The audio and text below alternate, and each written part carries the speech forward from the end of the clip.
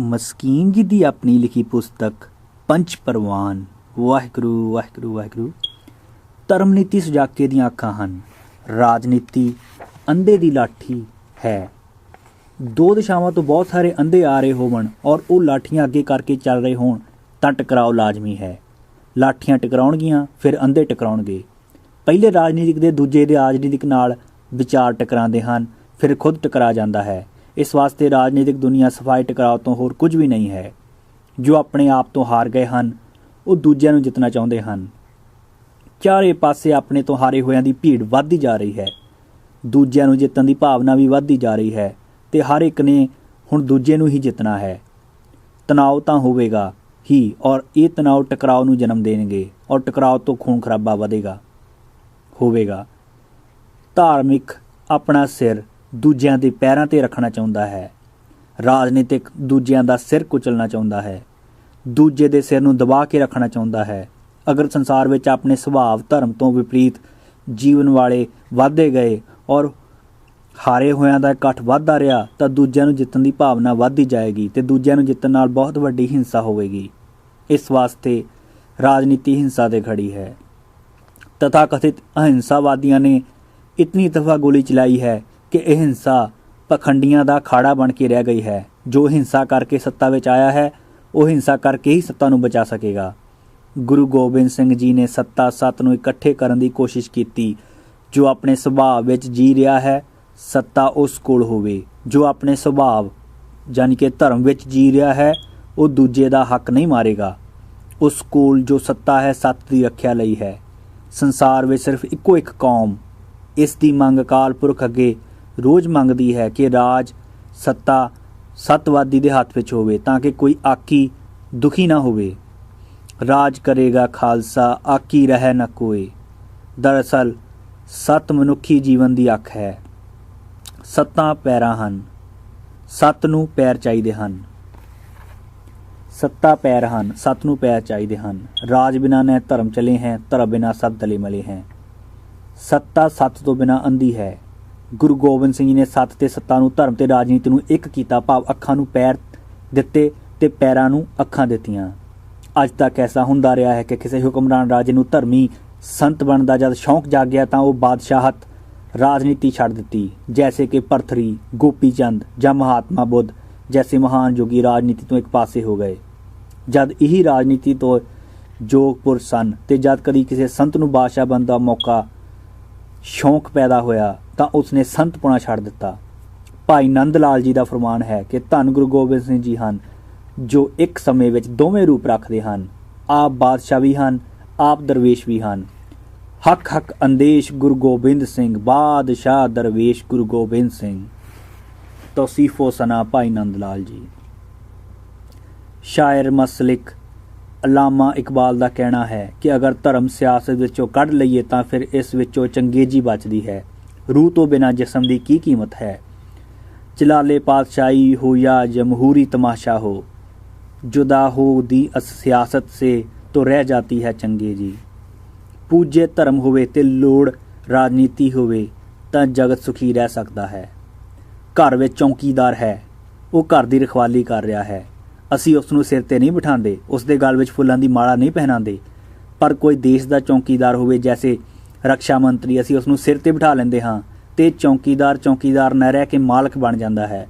घर विच एक रसोईया है, ਸਾਰੇ ਘਰ ਦੇ ਭੋਜਨ ਦਾ ਫਿਕਰ ਕਰਦਾ ਹੈ। ਅਸੀਂ ਉਸ ਦੀ ਪੂਜਾ ਨਹੀਂ ਕਰਦੇ, ਪਰ ਖਾਦ ਖੁਰਾਕ ਮੰਤਰੀ, ਵਜ਼ੀਰ ਖੁਰਾਕ ਪੂਜਿਆ ਜਾ ਰਿਹਾ ਹੈ।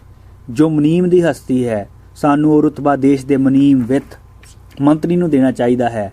ਕੋਈ ਘਰ ਵਿੱਚ ਸੇਵਾ ਕਰੇ ਉਸ ਦਾ ਰੁਤਬਾ ਘਰ ਵਾਲਿਆਂ ਤੋਂ ਉੱਚਾ ਨਹੀਂ ਹੁੰਦਾ, ਪਰ ਕੋਈ ਦੇਸ਼ ਦੀ ਸੇਵਾ ਕਰੇ ਤਾਂ ਉਸ ਨੂੰ ਦੇਸ਼ ਵਾਸੀਆਂ ਤੋਂ ਉੱਚਾ ਸਮਝਣ ਲੱਗ ਪੈਂਦੇ ਹਾਂ ਤੇ ਦੇਸ਼ ਵਾਸੀ ਆਪਣੀ ਮਹਿਮਾ ਗਵਾ ਬੈਠਦੇ ਹਨ। ਪਰ ਮਜਬੂਰੀ ਹੈ कि आम मनुख अपने सुभाव विच नहीं जी रहा। इस वास्ते राजनीति पूजे हो गई है। हर व्यक्ति की एक कोशिश होनी चाहिए है कि वह अपने सुभाव धर्म विच जीवे ताकि राजनीति कदमां विच रहे, सिर ते चढ़ के ना बैठे। भाग 11 अंतरमुखी ते बाहरमुखी। बिरती दे प्रवाह वेख करके मनुख तीन तरह के हुंदे हन। प्रथम अंतरमुखी, दूजा बाहरमुखी, तीजा कदे अंतरमुखी ते कदे बाहरमुखी। ਅੰਤਰਮੁਖੀ ਦਾ ਸਭ ਕੁਝ ਅੰਦਰ ਹੀ ਹੈ। ਉਸ ਨੂੰ ਆਪਣੇ ਆਪ ਵਿੱਚ ਅੰਤਰਾਤਮੇ ਐਸਾ ਰਸ ਆਨੰਦ ਮਿਲਿਆ ਹੈ, ਉਹ ਹਰ ਵਕਤ ਆਪਣੇ ਵਿੱਚ ਡੁਬਕੀ ਲਾਈ ਰੱਖਦਾ ਹੈ। ਸੱਚਾਈ ਤਾਂ ਇਹ ਹੈ ਕਿ ਆਤਮਾ ਦੀ ਪ੍ਰਾਪਤੀ ਤਾਂ ਅੰਦਰੋਂ ਹੀ ਹੋਵੇਗੀ। ਸ਼ਬਦ ਜਪ ਦੁਆਰਾ ਬਿਰਤੀ ਦਾ ਵੇਗ ਜਦ ਅੰਤਰਗਮਨ ਕਰਦਾ ਹੈ ਤਾਂ ਗਹਿਰੇ ਤਲ ਵਿੱਚ ਜਾ ਕੇ ਉਸ ਨੂੰ ਪਰਮ ਆਨੰਦ ਦੀ ਪ੍ਰਾਪਤੀ ਹੋ ਜਾਂਦੀ ਹੈ। ਉਸ ਪਰਮ ਆਨੰਦ ਦੇ ਮਿਲਦਿਆਂ ਮਾਨੋ ਸਭ ਕੁਝ ਮਿਲ ਗਿਆ। ਇਸ ਤਰ੍ਹਾਂ ਦੇ ਮਨੁੱਖ ਦੀ ਬਾਹਰੋਂ ਭਟਕਣਾ ਮੁੱਕ ਜਾਂਦੀ ਹੈ। ਬਾਹਰ ਢੂੰਡਣ ਤੇ ਛੂਟ ਪਰੇ ਗੁਰ ਘਰ ਹੀ ਮੈਂ ਦਿਖਾਇਆ ਥਾਂ। ਮਾਰੂ ਮਹੱਲਾ ਪੰਜਵਾਂ ਅੰਗ 1002। ਉਸ ਨੂੰ ਤਾਂ ਆਪਣੇ ਪਿੰਡ ਸਰੀਰ ਦੇ ਅੰਦਰ ਹੀ ਬ੍ਰਹਿਮੰਡ ਮਿਲ ਜਾਂਦਾ ਹੈ। ਜੋ ਬ੍ਰਹਿਮੰਡੇ ਸੋਈ ਪਿੰਡੇ, ਜੋ ਖੋਜੈ ਸੋ ਪਾਵੈ। ਭਗਤ ਪੀਪਾ ਜੀ ਅੰਗ 695। ਪੱਕੇ ਨਾਰੀਅਲ ਦੀ ਗਿਰੀ ਜਿਵੇਂ ਰਹਿੰਦੀ ਤਾਂ ਖੋਲ ਦੇ ਅੰਦਰ ਹੀ ਹੈ, ਪਰ ਖੋਲ ਨਾਲੋਂ ਸੰਬੰਧ ਤੋੜ ਬੈਠੀ ਹੈ। ਅੰਤਰਮੁਖੀ ਸੰਸਾਰ ਵਿੱਚ ਇਸੇ ਭਾਂਤ ਰਹਿੰਦਾ ਹੈ। ਘਰ ਵਿੱਚ ਤਾਂ ਹੈ, ਪਰ ਘਰ ਨਾਲ ਹੁਣ ਬਹੁਤਾ ਗੈਰ ਸੰਬੰਧ ਨਹੀਂ। ਸੰਸਾਰ ਅੰਦਰ ਹੁੰਦਿਆਂ ਹੋਇਆ ਵੀ ਸੰਸਾਰ ਦੀ ਪਕੜ ਨਹੀਂ ਹੈ। ਬਾਹਰ ਦੇ ਰੰਗ ਤਮਾਸ਼ੇ ਰਸਕਸ ਹੁਣ ਉਸ ਦੇ ਪ੍ਰਭਾਵ ਨਹੀਂ ਪਾਉਂਦੇ। ਹੁਣ ਤਾਂ ਕਰੋੜਾਂ ਤਰ੍ਹਾਂ ਦੇ ਰੰਗ ਤਮਾਸ਼ੇ ਉਸ ਦੇ ਅੰਦਰ ਹੀ ਚੱਲਦੇ ਹਨ। ਤਿੱਥੈ ਨਾਦ ਵਿਨੋਦ ਕੋਡ ਆਨੰਦ। ਜਪਜੀ ਅੰਗ 7। ਅੰਤਰਮੁਖੀ ਸ਼ਕਤੀਸ਼ਾਲੀ ਹੋਵੇਗਾ ਕਿਉਂਕਿ ਸਾਰਾ ਸ਼ਕਤੀ ਦਾ ਵੇਗ ਅੰਦਰ ਹੀ ਹੈ। ਇਸ ਤਰ੍ਹਾਂ ਦਾ ਮਨੁੱਖ ਕੋਈ ਲੋਭ ਦੇ ਕੇ ਜਾਂ ਕੋਈ ਭੈ ਦੇ ਕੇ ਗਿਰਾਇਆ ਨਹੀਂ ਜਾ ਸਕਦਾ। ਮਨ ਨਾ ਡਿਗੈ ਤਨ ਕਾਹੇ ਕੋ ਡਰਾਏ। ਕਬੀਰ ਜੀ ਅੰਗ 1162। ਜਿਸ ਸਿਖਰ ਤੇ ਪੁੱਜ ਕੇ ਇਹ ਪਰਮ ਰਸ ਮਾਣ ਰਿਹਾ ਹੈ, ਉਸ ਤੋਂ ਥੱਲੇ ਲਿਆਵਣਾ ਔਖਾ ਹੈ। ਚਾਹੇ ਇਸ ਤਰ੍ਹਾਂ ਮਹਾਨ ਸ਼ਕਤੀਸ਼ਾਲੀ ਦੇ ਬੰਦ ਕੱਟ ਦੇਵੋ, ਚਾਹੇ ਉਬਲਦੀ ਦੇਗ ਵਿੱਚ ਉਬਾਲ ਦੇਵੋ। ਇਹ ਇੱਕ ਟਲ ਸੱਚਾਈ ਹੈ ਕਿ ਜਿਸ ਨੂੰ ਪਰਮ ਆਨੰਦ ਮਿਲਿਆ ਹੈ, ਅੰਤਰਾਤਮੇ ਹੀ ਮਿਲਿਆ ਹੈ। ਬਾਕੀ ਮਿਲਾਪ ਦੀਆਂ ਫੋਕੀਆਂ ਗੱਲਾਂ ਹੀ ਕਰਦੇ ਹਨ। ਅੰਤਰਾਤਮਾ ਜੋ ਮਿਲੈ ਮਿਲਿਆ ਕਹੀਐ ਸੋਏ। ਮਹੱਲਾ ਦੂਜਾ ਅੰਗ 791। ਜੀਵਨ ਰਾਸੀ ਧਾਰ ਉਦੋਂ ਸ਼ੁਰੂ ਹੁੰਦੀ ਹੈ ਜਦ ਮਨੁੱਖ ਥੋੜ੍ਹਾ ਅੰਤਰਮੁਖੀ ਹੁੰਦਾ ਹੈ। ਕਦੀ ਕਦਾਈ ਸੰਗੀਤ ਸੁਣ ਕੇ, ਕਵਿਤਾ ਸੁਣ ਕੇ, ਨ੍ਰਿਤ ਵੇਖ ਕੇ ਜੋ ਥੋੜ੍ਹਾ ਰਸ ਆ ਜਾਂਦਾ ਹੈ, ਉਦੋਂ ਅਸੀਂ ਥੋੜ੍ਹਾ ਅੰਦਰ ਚਲੇ ਜਾਂਦੇ ਹਾਂ। ਬਾਹਰੋਂ ਸੰਗੀਤ ਨ੍ਰਿਤ ਦੇ ਧੱਕੇ ਨਾਲ ਜਦ ਬਿਰਤੀ ਥੋੜ੍ਹੀ ਜਿਹੀ ਅੰਦਰ ਗਈ ਤਾਂ ਇਹ ਰਸ ਮਿਲਦਾ ਹੈ। ਪਰ ਇਹ ਰਸ ਵਕਤੀ ਹੁੰਦਾ ਹੈ, ਕਿਉਂਕਿ ਸੰਗੀਤ, ਨ੍ਰਿਤ ਜਾਂ ਇਸ ਤਰ੍ਹਾਂ ਹੋਰ ਸਾਧਨ ਕੋਈ ਬਹੁਤ ਗਹਿਰਾ ਧੱਕਾ ਨਹੀਂ ਮਾਰ ਸਕਦੇ। ਸਾਗਰ ਦੇ ਕੰਢੇ ਜੋ ਸੰਗ ਸਿੱਪੀਆਂ ਲੱਭ ਜਾਂਦੇ ਹਨ, ਅਸੀਂ ਉਹਨਾਂ ਨੂੰ ਸਭ ਕੁਝ ਸਮਝ ਲੈਂਦੇ ਹਾਂ, ਪਰ ਗਹਿਰੇ ਤਲ ਵਿੱਚ ਤਾਂ ਸੁੱਚੇ ਮੋਤੀ ਪਏ ਹਨ। ਇਸ ਗਹਿਰੇ ਤਲ ਵਿੱਚ ਉਤਰ ਕੇ ਪਰਮ ਰਸ, ਪਰਮ ਆਨੰਦ ਮਾਣਨ ਲਈ ਕੇਵਲ ਨਾਮ ਹੀ ਜਪ ਹੀ ਸਹਾਇਕ ਹੈ। ਨਾਮ ਜਪ ਤੇ ਗੁਰੂ ਕਿਰਪਾ ਨਾਲ ਜਦ ਕੋਈ ਗਹਿਰਾਈਆਂ ਵਿੱਚ ਉਤਰਦਾ ਹੈ ਤਾਂ ਸਭ ਕੁਝ ਉਸ ਨੂੰ ਅੰਤਰ ਆਤਮੇ ਮਿਲ ਜਾਂਦਾ ਹੈ ਤੇ ਅੰਦਰ ਹੀ ਠਹਿਰ ਜਾਂਦਾ ਹੈ। ਇਸ ਤਰ੍ਹਾਂ ਦੇ ਮਨੁੱਖ ਨੂੰ ਅੰਤਰਮੁਖੀ ਆਖਦੇ ਹਨ। ਬਾਹਰਮੁਖੀ ਜਿਸ ਦਾ ਸਭ ਕੁਝ ਬਾਹਰ ਹੈ। ਕੋਈ ਲੱਖਾਂ ਵਿੱਚ ਹੀ ਇੱਕ ਅੱਧ ਮਨੁੱਖ ਅੰਤਰਮੁਖੀ ਹੁੰਦਾ ਹੈ, ਬਾਕੀ ਦਾ ਸਭ ਬਾਹਰਮੁਖੀ ਹਨ। ਐਸੇ ਮਨੁੱਖ ਦੀਆਂ ਖੁਸ਼ੀਆਂ ਸਭ ਬਾਹਰ ਹਨ। ਮਿੱਤਰ, ਧਨ ਸੰਪਦਾ, ਮਨੋਰੰਜਨ, ਬਾਲ ਪਰਿਵਾਰ, ਖਾਣ ਪੀਣ, ਪਹਿਰਾਨ ਉਸ ਦਾ ਰਸ ਹੋਵੇਗਾ। ਬਾਹਰ ਦਾ ਸਭ ਕੁਝ ਅਸਥੂਲ ਹੈ। ਬਾਹਰਮੁਖੀ ਅਸਥੂਲ ਬੁੱਧੀ ਦਾ ਹੋਵੇਗਾ। ਬਾਹਰ ਕੁਛ ਅਸਥਿਰ ਨਹੀਂ ਹੈ। ਜਦ ਕੁਛ ਮਿਲੇਗਾ ਤਾਂ ਅਹੰਕਾਰ ਨਾਲ ਭਰ ਜਾਵੇਗਾ, ਜਦ ਖੋ ਜਾਵੇਗਾ ਤਾਂ ਰੋਵਨ ਲੱਗ ਪਵੇਗਾ। जब किश पावै तब गर्भ करत है, माया गई तब रोवन लगत है। आशा बाणी रविदास जी की अंग 487। ਬਾਹਰਮੁਖੀ ਕੋਲ ਸਦੀਵੀ ਖੁਸ਼ੀ ਨਹੀਂ ਹੁੰਦੀ। ਜੋ ਮਿਲਿਆ ਹੈ ਉਸ ਦੀ ਖੁਸ਼ੀ ਤਾਂ ਹੈ, ਪਰ ਬਿਨਸਨ ਦਾ ਖੁਸ਼ੀ ਦੇ ਚਲੇ ਜਾਣ ਦਾ ਡਰ ਵੀ ਹੈ। ਇਹ ਡਰ ਖੁਸ਼ੀ ਨੂੰ ਵਿਦਾ ਕਰ ਦਿੰਦਾ ਹੈ। ਬਾਹਰ ਦੀ ਖੁਸ਼ੀ ਤਾਂ ਬਦਲਾ ਦੀ ਛਾਂ ਹੈ। ਜੋ ਦੀਸੈ ਸੋ ਸਗਲ ਬਿਨਾਸੈ, ਜਿਉ ਬਾਂਦਰ ਕੀ ਸ਼ਾਹੀ। ਸਾਰੰਗ ਮਹੱਲਾ 9ਵਾਂ ਅੰਗ 1231। ਰਾਜਨੀਤੀ ਦਾ ਸਭ ਕੁਝ ਬਾਹਰ ਹੈ। ਪਦ ਪ੍ਰਤਿਸ਼ਠਾ, ਸਿੰਘਾਸਨ, ਕੁਰਸੀ ਬਾਹਰ ਹੈ। ਲਿਹਾਜ਼ਾ ਇਹ ਸਭ ਤੋਂ ਜ਼ਿਆਦਾ ਭੈ ਭੀਤ ਤੇ ਬੇਚੈਨ ਹੁੰਦਾ ਹੈ। ਤਥਾਕਥਿਤ ਸੰਤ ਵੀ ਬਾਹਰਮੁਖੀ ਹਨ। ਕੋਈ ਪੂਜਾ ਪ੍ਰਸਥਾ ਵਿੱਚ ਫਰਕ ਪੈ ਜਾਵੇ ਤਾਂ ਦੁਖੀ ਹੁੰਦੇ ਹਨ। ਇਹ ਕਿਸੇ ਸੰਤ ਨੂੰ ਜਾਂ ਹੋਰ ਕਿਸੇ ਵਿਅਕਤੀ ਨੂੰ ਮਾਣ ਸਨਮਾਨ ਦੇਣਗੇ ਤਾਂ ਉਸ ਦਾ ਮਾਲ ਅਸਬਾਬ ਦੇਖ ਕੇ ਹੀ ਦੇਣਗੇ। ਮਹਾਨਤਾ ਦੇ ਮਾਪ ਤੋਲ ਇਹਨਾਂ ਕੋਲ ਬਾਹਰ ਦੇ ਹਨ। ਇਹ ਆਪਣੇ ਧਾਰਮਿਕ ਸੰਮੇਲਨ ਦਾ ਉਦਘਾਟਨ ਧਨਵਾਨ ਜਾਂ ਰਾਜਨੀਤੀ ਕੋਲੋਂ ਕਰਾਉਣਗੇ। ਧਨ ਤੇ ਰਾਜਨੀਤੀ ਦੀ ਪ੍ਰਤਿਸ਼ਠਾ ਇਸ ਗੱਲ ਦਾ ਸਬੂਤ ਹੈ ਕਿ ਇਹ ਮਨੁੱਖ ਬਾਹਰਮੁਖੀ ਹੈ। ਜਦ ਅੰਤਰਮੁਖੀ ਸਨਮਾਨਿਤ ਸੀ ਤੇ ਅੰਤਰਾਤਮੇ ਦੀ ਕੋਈ ਸੋਝੀ ਸੀ ਤਾਂ ਰਾਜੇ ਮਹਾਰਾਜੇ ਉਸ ਅੰਤਰਮੁਖੀ ਦੇ ਆ ਕੇ ਚਰਨ ਪਰਸਦੇ ਸਨ, ਜੋ ਸਿਰਫ 3 ਕੱਪੜਿਆਂ ਵਿੱਚ ਹੀ ਸੀ ਜਾਂ ਸਿਰਫ ਇੱਕ ਕੁਪੀਨ ਪਹਿਨ ਰੱਖੀ ਹੁੰਦੀ ਸੀ। ਸੂਝ ਸੀ ਕਿ ਇਹ ਗੰਮੀ ਸੰਪਦਾ ਦਾ ਮਾਲਕ ਹੈ। ਅੰਤਰਮੁਖੀ ਦੀ ਸੂਝ ਖਤਮ ਹੋਈ ਹੈ ਤੇ ਅੰਤਰਮੁਖੀ ਵੀ ਟਾਵਾਂ ਹੀ ਰਹਿ ਗਿਆ ਹੈ ਤਾਂ ਬਾਹਰਮੁਖੀ ਜੀਵਨ ਬਤੀਤ ਕਰਨ ਵਾਲੇ ਉਹਨਾਂ ਅੱਗੇ ਡਿੱਗਦੇ ਹਨ ਜਿਨ੍ਹਾਂ ਕੋਲ ਬਾਹਰ ਬਹੁਤ ਕੁਛ ਹੈ। ਹੁਣ ਸੰਤ, ਮਹੰਤ, ਧਨਵਾਨ ਰਾਜਨੀਤਿਕ ਦੇ ਆਲੇ ਦੁਆਲੇ ਚੱਕਰ ਲਾਉਂਦੇ ਹਨ ਕਿਉਂਕਿ ਨਾਮ ਮਾਤਰ ਧਾਰਮਿਕ ਹਨ। ਇਹਨਾਂ ਦਾ ਤਾਂ ਸਭ ਕੁਝ ਬਾਹਰ ਹੈ ਤੇ ਬਾਹਰੋਂ ਜਿਹੜਾ ਜ਼ਿਆਦਾ ਉੱਨਤ ਹੈ ਪੂਜੇ ਹੋ ਜਾਵੇਗਾ। ਬਾਹਰ ਮੁਖੀ ਨੂੰ ਆਪਣੀ ਪੂਜਾ ਪ੍ਰਤਿਸ਼ਠਾ ਵਧਾਉਣ ਲਈ ਬਾਹਰੋਂ ਸਾਜੋ ਸਮਾਨ ਜਟਾਣੇ ਪੈਣਗੇ ਤੇ ਉਸ ਦੀ ਸਾਰੀ ਭੱਜ ਦੌੜ ਦਾ ਸਿੱਟਾ ਬਾਹਰ ਹੀ ਹੋਵੇਗਾ।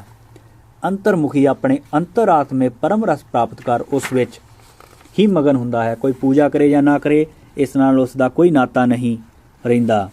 ਕੋਈ ਭਲਾ ਕਹੋ ਭਾਵੈ, ਬੁਰਾ ਕਹੋ ਹਮ ਤਨ ਦਿਓ ਹੈ ਢਾਰ। ਰਾਗ ਦੇ ਵੰਗਦਾਰੀ ਮਹੱਲਾ ਚੌਥਾ ਅੰਕ 528। ਹਰ ਮਨੁੱਖ ਧਨਵਾਨ ਤੇ ਰਾਜਨੀਤਿਕ ਬਣਨਾ ਚਾਹੁੰਦਾ ਹੈ ਕਿਉਂਕਿ ਇਹੀ ਪੂਜੇ ਹਨ, ਇਹਨਾਂ ਦਾ ਹੀ ਸਨਮਾਨ ਹੈ। ਜਿਸ ਦਿਨ ਅਧਿਆਤਮਕ ਗੁਣਾਂ ਦਾ ਸਨਮਾਨ ਹੋਵੇਗਾ, ਜਗਤ ਧਾਰਮਿਕ ਬਣੇਗਾ। ਧਨ ਸਿਰਫ ਲੋੜ ਹੋਵੇਗੀ, ਧਨ ਪੂਜੇ ਨਹੀਂ ਹੋਵੇਗਾ। ਅੱਜ ਦਾ ਅੰਤਰਮੁਖੀ ਇਤਨੇ ਥੋੜ੍ਹੇ ਹਨ ਕਿ ਦਰਸ਼ਨ ਦੁਰਲੱਭ ਹਨ। ਤੀਜੀ ਸ਼੍ਰੇਣੀ ਜੋ ਕਦੇ ਅੰਤਰਮੁਖੀ ਤੇ ਕਦੇ ਬਾਹਰਮੁਖੀ ਹੁੰਦੇ ਹਨ, ਇਹਨਾਂ ਦੀ ਹੈ। ਇਸ ਸ਼੍ਰੇਣੀ ਵਿੱਚ ਕਵੀ, ਸੰਗੀਤਕਾਰ, ਨ੍ਰਿਤਕਾਰ, ਚਿੱਤਰਕਾਰ, ਮੂਰਤੀਕਾਰ ਆ ਜਾਂਦੇ ਹਨ। ਕਲਾਕਾਰ ਦਰਅਸਲ ਥੋੜਾ ਅੰਤਰਮੁਖੀ ਹੈ, ਪੂਰਾ ਨਹੀਂ ਹੈ। ਜਦ ਕਲਾਕਾਰ ਅੰਤਰਮੁਖੀ ਹੁੰਦਾ ਹੈ ਤਦ ਅੰਦਰੋਂ ਕਲਾ ਜਨਮ ਲੈਂਦੀ ਹੈ, ਪਰ ਜੇ ਕਦਰੇ ਅੰਤਰ ਚਲਾ ਜਾਏ ਤਾਂ ਉਸ ਦੇ ਅੰਦਰੋਂ ਪਰਮ ਆਨੰਦ ਵੀ ਜਨਮ ਲੈ ਸਕਦਾ ਹੈ। ਕਲਾਕਾਰ ਆਨੰਦ ਦੇ ਨਿਕਟ ਹੈ, ਕਲਾਕਾਰ ਮੱਧ ਵਿੱਚ ਜੀਵਦਾ ਹੈ। ਕਵੀ ਦੀ ਕਵਿਤਾ ਸੁਣ ਅਸੀਂ ਰਸਮਗਨ ਹੋ ਜਾਂਦੇ ਹਾਂ ਤੇ ਸੋਚਦੇ ਹਾਂ ਇਹ ਮਨੁੱਖ ਬਹੁਤ ਗਹਿਰੇ ਤਲ ਵਿੱਚ ਜ਼ਿੰਦਗੀ ਬਤੀਤ ਕਰ ਰਿਹਾ ਹੈ। ਪਰ ਐਸਾ ਸੋਚ ਕਿਧਰੇ ਉਸ ਦੇ ਦਰਸ਼ਨ ਕਰਨ ਚਲੇ ਜਾਈਏ ਤਾਂ ਸ਼ਰਾਬ ਪੀਂਦਾ ਮਿਲੇਗਾ ਜਾਂ ਬਾਕੀ ਨਸ਼ੇ ਕਰਦਾ ਮਿਲੇਗਾ। ਜਦ ਬਿਰਤੀ ਦਾ ਵਿਵੇਕ ਬਾਹਰਮੁਖੀ ਹੁੰਦਾ ਹੈ ਤਾਂ ਬਾਹਰੋਂ ਅਭਾਵ ਮਹਿਸੂਸ ਕਰਦਾ ਹੈ ਤੇ ਬੇਚੈਨ ਹੋ ਜਾਂਦਾ ਹੈ। ਸੱਚ ਤਾਂ ਇਹ ਹੈ ਕਿ ਕਲਾਕਾਰ ਮਨੁੱਖੀ ਜਗਤ ਵਿੱਚ ਸਭ ਤੋਂ ਜ਼ਿਆਦਾ ਬੇਚੈਨ ਹੁੰਦਾ ਹੈ। ਇਸ ਲਈ ਕਲਾਕਾਰ ਕੋਲ ਕੋਈ ਨੈਤਿਕਤਾ ਵੀ ਨਹੀਂ ਹੁੰਦੀ। ਜਿਹੜੀ ਆਮ ਪੱਧਰ ਤੇ ਨੈਤਿਕ ਬਾਹਰਮੁਖੀ ਨੇ ਸਾਧੀ ਹੁੰਦੀ ਹੈ, ਉਹ ਨੈਤਿਕਤਾ ਵੀ ਉਸ ਪਾਸ ਵੇਖਣ ਨੂੰ ਨਹੀਂ ਮਿਲਦੀ।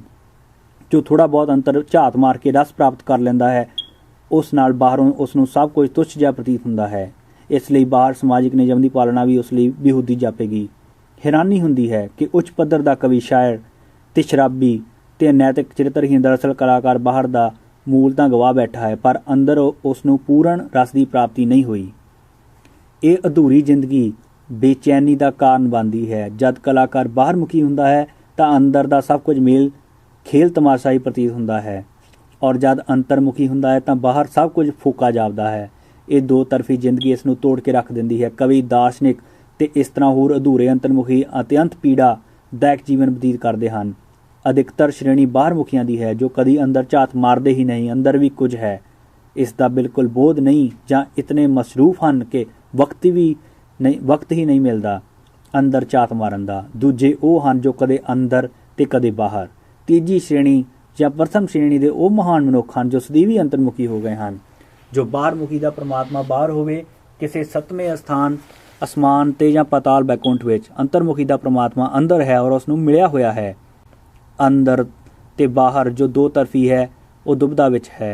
ਉਸ ਦੀ ਬੌਧਿਕ ਸ਼ਕਤੀ ਫੈਸਲਾ ਨਹੀਂ ਕਰ ਪਾਉਂਦੀ। ਇਸ ਲਈ ਇਸ ਦੁਬਦਾ ਕਰਕੇ ਜੀਵਨ ਡਾਵਾਂਡੋਲ ਰਹਿੰਦਾ ਹੈ ਤੇ ਜ਼ਿਆਦਾ ਮਾਨਸਿਕ ਤਣਾਅ ਵਿੱਚ ਰਹਿੰਦਾ ਹੈ। ਅਗਲਾ ਭਾਗ, ਮੰਦਿਰ। ਰਹਿਣ ਲਈ ਆਲਣੇ ਤਾਂ ਪੰਛੀ ਵੀ ਬਣਾਉਂਦੇ ਹਨ। ਖੱਡਾਂ ਖੁੱਡਾਂ ਪਸ਼ੂ ਵੀ ਤੇ ਕੀੜੇ ਮਕੌੜੇ ਰਹਿਣ ਲਈ ਬਣਾਉਂਦੇ ਹਨ। ਪਰ ਮੰਦਿਰ, ਔਰ ਉਹ ਵੀ ਭਗਵਾਨ ਦਾ ਮੰਦਿਰ, ਹਰਿਮੰਦਿਰ, ਕੇਵਲ ਮਨੁੱਖ ਬਣਾਉਂਦੇ ਹਨ। ਭਾਰਤ ਤਾਂ ਉਂਝ ਵੀ ਮੰਦਿਰਾਂ ਦਾ ਦੇਸ਼ ਹੈ। ਇਸ ਦੇ ਖੂਬਸੂਰਤ ਮੰਦਿਰ ਸੈਲਾਨੀਆਂ ਦਾ ਦਿਲ ਖਿੱਚਦੇ ਹਨ। ਮੰਦਿਰ ਦੀ ਅਹਿਮੀਅਤ ਕੀ ਹੈ, ਜੀਵਨ ਲਈ ਇਸ ਦਾ ਉਪਯੋਗ ਕੀ ਹੈ, ਇਸ ਸੰਬੰਧ ਵਿੱਚ ਥੋੜ੍ਹੀ ਇਸ ਲੇਖ ਦੁਆਰਾ ਵਿਚਾਰ ਕਰਨੀ ਹੈ। ਜਿੱਥੇ ਸਮੂਹਿਕ ਰੂਪ ਵਿੱਚ ਬੈਠ ਕੇ ਨਾਮ ਜਪਿਆ ਜਾਵੇ ਔਰ ਦਿਨ ਰਾਤ ਇਹ ਕਰਤੱਵ ਚੱਲਦਾ ਰਹੇ ਤਾਂ ਉਸ ਜਗ੍ਹਾ ਪਵਿੱਤਰ ਹੋ ਜਾਂਦੀ ਹੈ। ਜਿੱਥੇ ਆਲੇ ਦੁਆਲੇ ਵਿਚਾਰ ਤਰੰਗਾਂ ਪਵਿੱਤਰ ਹੋ ਜਾਂਦੀਆਂ ਹਨ, ਫਿਰ ਸਹਿਜੇ ਸਹਿਜੇ ਨਵੇਂ ਆਤਮ ਰਸੀਆਂ ਲਈ ਉਹ ਜਗ੍ਹਾ ਸਹਾਇਕ ਹੁੰਦੀ ਹੈ। ਉੱਥੇ ਬੈਠ ਕੇ ਸ਼ਾਂਤੀ ਮਿਲਦੀ ਹੈ। ਜਿੱਥੇ ਬੈਠ ਕੇ ਕਿਸੇ ਦੀ ਕੀਤੀ ਹੋਈ ਤਪੱਸਿਆ ਸਫਲ ਹੋ ਗਈ ਹੈ, ਉਸ ਨੂੰ ਪਰਮ ਆਨੰਦ ਮਿਲ ਗਿਆ ਹੋਵੇ, ਉਹ ਤਾਂ ਤੀਰਥ ਕਹਿਲਾਂਦੀ ਹੈ। ਉੱਥੇ ਲਗਾਤਾਰ ਨਾਮ ਅਭਿਆਸ ਉਸ ਥਾਂ ਨੂੰ ਅਧਿਆਤਮਕ ਜੀਵਨ ਪ੍ਰਦਾਨ ਕਰਦਾ ਹੈ। ਸੋ ਪ੍ਰਮਾਤਮਾ ਅਕਾਲ ਪੁਰਖ ਦਾ ਮੰਦਰ ਉਹੀ ਹੈ ਜਿੱਥੇ ਬੈਠ ਕੇ ਪ੍ਰਮਾਤਮਾ ਦੀ ਯਾਦ ਆਵੇ। ਇੱਟਾਂ ਦਾ ਢੇਰ ਜਾਂ ਸੰਗਮਰਮਰ ਦੇ ਲੱਦੇ ਹੋਏ ਮਹਲ ਨੂੰ ਮੰਦਰ ਨਹੀਂ ਆਖਦੇ।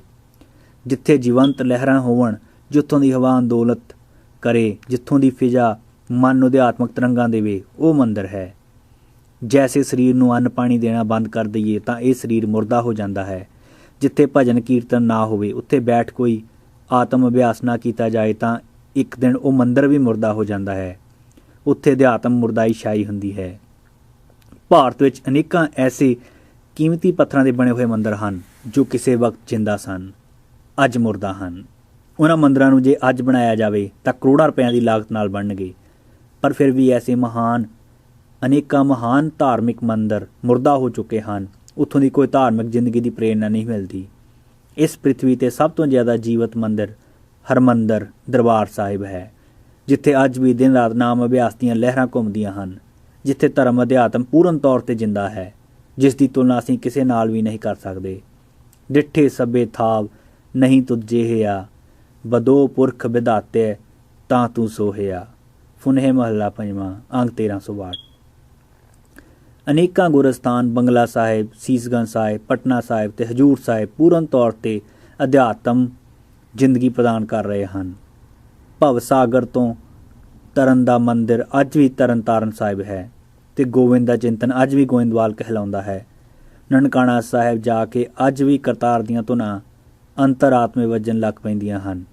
ਹੋਰ ਅਨੇਕਾਂ ਗੁਰਸਥਾਨ ਜੋ ਇਤਿਹਾਸਕ ਜਾਂ ਗੁਰ ਇਤਿਹਾਸਕ ਹਨ, ਜਿੱਥੇ ਨਾਮ ਬਾਣੀ ਦਾ ਪਾਠ ਚੱਲ ਰਿਹਾ ਹੈ, ਉਹ ਜੀਵਨ ਨੂੰ ਅਧਿਆਤਮ ਤੌਰ ਵੱਲ ਤੋਰਨ ਦਾ ਸਾਧਨ ਬਣੇ ਹੋਏ ਹਨ, ਜਿੱਥੇ ਕੋਈ ਦੁਨਿਆਵੀ ਗੱਲ ਨਾ ਹੋਵੇ, ਕੇਵਲ ਨਾਮ ਸਿਮਰਨ ਹੋਵੇ। ਸਤਸੰਗਤ ਕੈਸੀ ਜਾਣੀਐ, ਜਿੱਥੇ ਏਕੋ ਨਾਮ ਵਖਾਣੀਐ। ਸਿਰਾਗ ਮਹੱਲਾ ਪਹਿਲਾ, ਅੰਗ 72। ਜਿੱਥੇ ਇੱਕ ਨਾਮ ਦਾ ਜਾਪ ਹੋਵੇ, ਉਹ ਥਾਂ ਅਧਿਆਤਮਕ ਜੀਵਨ ਪ੍ਰਦਾਨ ਕਰਨ ਦਾ ਕੇਂਦਰ ਬਣ ਜਾਂਦੀ ਹੈ। ਘਰ ਅੰਦਰ ਨਾਮ ਅਭਿਆਸ ਕਰੀਏ ਤੇ ਸਾਰੇ ਨਾਮ ਜਪਣ ਵਾਲੇ ਰਹਿੰਦੇ ਹੋਵਣ ਤਾਂ ਘਰ ਵੀ ਕਰਤੇ ਦੀ ਕੀਰਤੀ ਕਰਕੇ ਮੰਦਰ ਧਰਮਸਾਲ ਬਣ ਜਾਂਦਾ ਹੈ। ਘਰ ਘਰ ਅੰਦਰ ਧਰਮਸਾਲ ਹੋਵੇ, ਕੀਰਤਨ ਸਦਾ ਵਿਸੋਆ। ਭਾਈ ਗੁਰਦਾਸ ਜੀ ਵਾਰ ਪਹਿਲੀ, ਪੌੜੀ 27। ਪਰ ਧਾਰਮਿਕ ਮੰਦਰ ਵਿੱਚ ਵੀ ਹਰੀ ਜਸ ਨਾ ਹੋਵੇ ਔਰ ਕਾਫੀ ਲੰਬੇ ਸਮੇਂ ਤੱਕ ਨਾ ਹੋਵੇ ਤਾਂ ਮੰਦਰ ਮੁਰਦਾ ਮੰਦਰ ਹੁੰਦਾ ਹੈ, ਉੱਥੋਂ ਕੋਈ ਜੀਵਨ ਦੀ ਝਲਕ ਪ੍ਰਾਪਤ ਨਹੀਂ ਹੁੰਦੀ। ਸਦੀਆਂ ਪਹਿਲੇ ਜਿਹੜੇ ਮੰਦਰ ਜਿੰਦਾ ਸਨ, ਰਾਜਸਥਾਨ, ਉੜੀਸਾ, ਬਿਹਾਰ, ਬੰਗਾਲ ਤੇ ਕਰਨਾਟਕ ਤੇ ਮੱਧ ਭਾਰਤ ਵਿੱਚ ਬਣੇ ਸੰਗਮਰਮਰ ਦੇ ਇਹ ਮਹਾਨ ਮੰਦਰ ਅੱਜ ਮੁਰਦਾ ਹਨ। ਕਬੂਤਰਾਂ ਦੀ ਆਵਾਜ਼ ਗੂੰਜਦੀ ਹੈ, ਲੋਕੀ ਪੱਥਰਾਂ ਦੀ ਚਮਕ ਵੇਖਣ ਜਾਂਦੇ ਹਨ। ਜੀਵਨ ਤਾਂ ਅੰਧਕਾਰ ਦੀ ਗੋਂਦ ਵਿੱਚ ਲੀਨ ਹੋ ਚੁੱਕਾ ਹੈ। ਪੱਥਰਾਂ ਦੇ ਬਣੇ ਚਿੱਤਰ ਭਾਵੇਂ ਮਨ ਨੂੰ ਪ੍ਰਭਾਵਿਤ ਕਰਨ, ਜੀਵਨ ਵਿੱਚ ਪ੍ਰਮਾਤਮਾ ਦਾ ਚਿੱਤਰ ਬਣ ਸਕੇ, ਐਸੀ ਕੋਈ ਪ੍ਰੇਰਨਾ ਨਹੀਂ ਮਿਲਦੀ। ਧੰਨ ਹਨ ਉਹ ਮੰਦਰ ਤੇ ਉਹਨਾਂ ਦੇ ਦਰਸ਼ਨ ਜਿੱਥੇ ਧਾਰਮਿਕ ਜੀਵਨ ਦੀ ਛੋਹ ਮਿਲੇ, ਜਿੱਥੇ ਬੈਠ ਘੜੀ ਤੋਂ ਘੜੀ ਆਤਮ ਆਨੰਦ ਮਾਣੇ, ਜਿੱਥੋਂ ਦਾ ਦੀਦਾਰ ਵੀ ਪ੍ਰਮਾਤਮਾ ਦਾ ਦੀਦਾਰ ਹੋਵੇ। ਸੋ ਐਸੇ ਮੰਦਰਾਂ ਨੂੰ ਹੀ ਭਗਵਾਨ ਦੇ ਮੰਦਰ ਆਖਿਆ ਜਾਂਦਾ ਹੈ। ਵਰਨਾ ਧਰਤੀ ਦੇ ਤਾਂ ਸ਼ੈਤਾਨ ਦੇ ਮੰਦਰ ਹੁਣ ਜ਼ਿਆਦਾ ਬਣ ਗਏ ਹਨ, ਜਿੱਥੇ ਲੜਾਈ ਝਗੜਾ, ਗਾਲੀ ਗੋ, ਸ਼ਰਾਬ ਜੂਆ ਚੱਲ ਰਿਹਾ ਹੈ। ਇਹ ਥੀਏਟਰ, ਕਲੱਬ, ਜੂਏਖਾਨੇ ਸਭ ਸ਼ੈਤਾਨ ਦੇ ਮੰਦਰ ਹਨ। ਜੋ ਧਾਰਮਿਕ ਮੰਦਰਾਂ ਵਿੱਚ ਬੈਠ ਕੇ ਦੁਨਿਆਵੀ ਸੋਚੇ ਜਾਂ ਗਲਤ ਇਸਤੇਮਾਲ ਕਰੇ, ਇਹ ਧਾਰਮਿਕ ਮੰਦਰ ਨੂੰ ਅਪਵਿੱਤਰ ਕਰਨ ਦਾ ਦੋਸ਼ੀ ਬਣਦਾ ਹੈ ਤੇ ਨਾਕਾਬਲੇ ਮੁਆਫ ਹੈ। ਇਸ ਦੇਸ਼ ਵਿੱਚ ਕਈ ਮੰਦਰ ਨਾਮ ਮਾਤਰ ਮੰਦਰ ਹਨ, ਸੁੰਨੇ ਉਜੜੇ ਹੋਏ, ਜਾਂ ਕਦੀ ਕਦਾਈ ਕੋਈ 2-4 ਆਦਮੀ ਤਰਕ ਕੁਤਰਕ ਆਪਸ ਵਿੱਚ ਕਰ ਲੈਣਗੇ। ਕੋਈ ਪਰਮ ਰਸ ਭਗਤੀ ਦੇ ਗੀਤ ਨਹੀਂ ਗਾਏ ਜਾਂਦੇ, ਕੋਈ ਪ੍ਰਾਰਥਨਾ ਭਾਵ ਨਹੀਂ ਪੈਦਾ ਹੁੰਦਾ। ਇਸ ਤਰ੍ਹਾਂ ਧਾਰਮਿਕ ਮੰਦਰ ਨਾਮ ਮਾਤਰ ਹੀ ਧਾਰਮਿਕ ਹਨ। ਜਿੱਥੋਂ ਸੂਝ ਮਿਲੇ, ਸਮਝ ਮਿਲੇ, ਪਵਿੱਤਰਤਾ ਮਿਲੇ, ਉਹੀ ਗੁਰਦੁਆਰਾ ਹੈ। ਗੁਰੂ ਦੁਆਰੇ ਹੋਏ ਸੋਝੀ ਪਾਏ ਸੀ, ਜਿਸਨੋਂ ਕਥਾ ਸੁਣਾਏ ਆਪਣੀ, ਸੇ ਗੁਰਦੁਆਰੇ ਸੁਖ ਪਾਵੈ। ਰਾਮਕਲੀ ਮਹੱਲਾ ਤੀਜਾ, 919। ਜਿੱਥੋਂ ਹਰੀ ਜਸ ਸੁਣਨ ਨੂੰ ਮਿਲੇ, ਜਿੱਥੋਂ ਗੁਰਬਾਣੀ ਵਿਚਾਰ ਮਿਲੇ, ਉਹ ਗੁਰਦੁਆਰਾ ਹੈ। ਤੇ ਜਿੱਥੇ ਇਸੇ ਤਰ੍ਹਾਂ ਸੰਗਤ ਪੰਗਤ ਨਿਤਾ ਪ੍ਰਤੀ ਹੋਵੇ, ਉਹ ਥਾਂ ਸੁਰਤ ਨੂੰ ਅਧਿਆਤਮਕ ਗਗਨ ਮੰਡਲ ਵਿੱਚ ਲੈ ਜਾਣ ਦਾ ਸਾਧਨ ਬਣਦੀ ਹੈ। ਅਗਲਾ ਵਿਸ਼ਾ, ਪਾਪ ਚੱਲਦਾ।